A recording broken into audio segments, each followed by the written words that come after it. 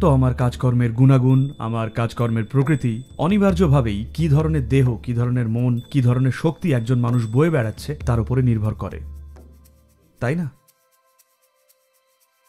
এই এখনই যখন আমি একটা এরোপ্লেনে উঠছিলাম এই আটলান্টায়, ওখানে একজন মহিলা আমার পাশে দাঁড়িয়েছিলেন আর উনি অনেক কিছু পরে টরে ছিলেন, গয়নাগাটি, বড় বড় ব্রেসলেট আর সেই সব। তারপর উনি কয়েকটা খুললেন, ছোট গয়না। আমিও এটা খুলবো নাকি? সিকিউরিটি, টিএসএ বলল হ্যাঁ হ্যাঁ হ্যাঁ সব খুলুন। তারপর আমি ওনাকে বললাম, দেখুন ওনারা বিন লাদেনকে গুলি করেছিলেন, তবুও কাজ হয়নি।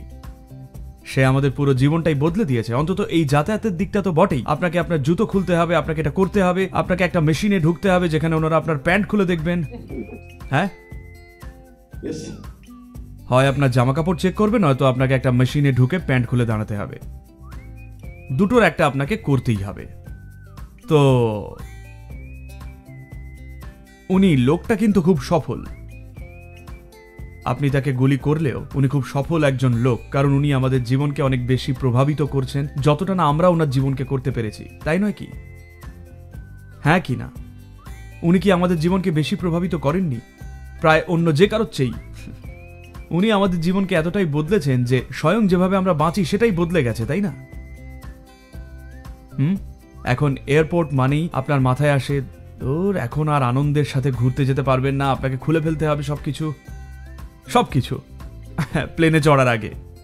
তো আমাদের সফলতার ধারণাটা বা সফলতার গুণাগুণটা মূলত ঠিক হয় আমাদের মনে কি চলছে, আমাদের দেহে কি চলছে, আমাদের শক্তিতে কি হচ্ছে তার ভিত্তিতে, ঠিক কিনা?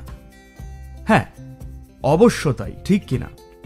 তো নিজের দেহকে খুব মনোরম রাখা, নিজের মনকে খুব মনোরম রাখা, নিজের শক্তিকে খুব মনোরম রাখা, এটা করতেই হবে।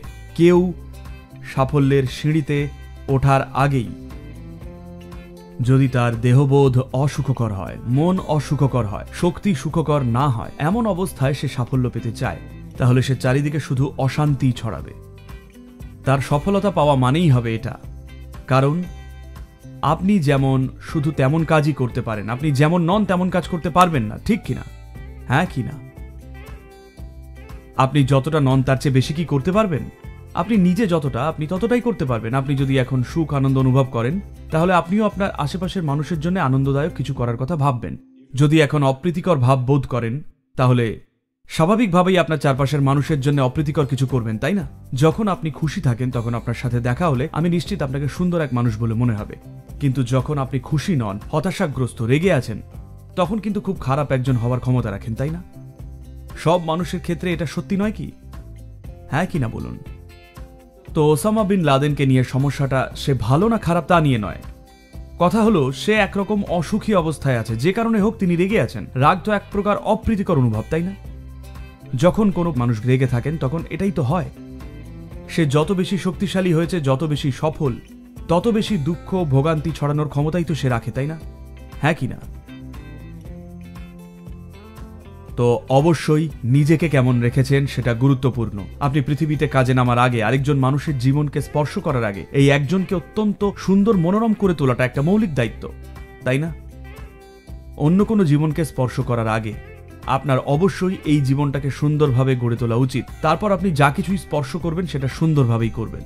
কিন্তু আপনি যদি কোনো কারণে এই জীবনটাকে অপ্রীতিকর করে তোলেন, সে আপনার যাই কারণ থাকুক, স্বাভাবিকভাবেই আপনি পৃথিবীর বুকে শুধু অশান্তি ছড়াবেন।